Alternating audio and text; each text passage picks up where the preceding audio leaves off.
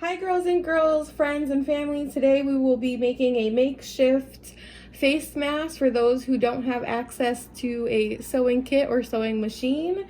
This is in no way a medical grade face mask. This is just in case you have nothing.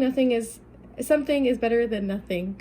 And so today all you will need is a sock, preferably one of those socks that you can't find its matching pair to, a pair of scissors, and a paper towel.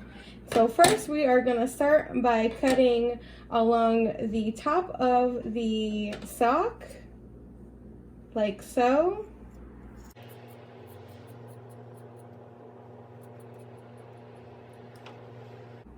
And then we are going to cut right by the ankle, about three-fourths or halfway down. This is going to be to put your ear into it. Then we're going to cut off the bottom piece.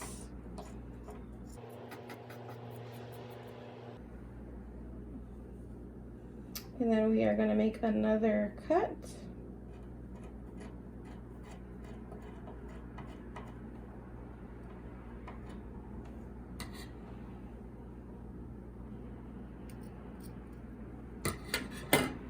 And then we have our mask, and if you want for a little more protection, you can fold up a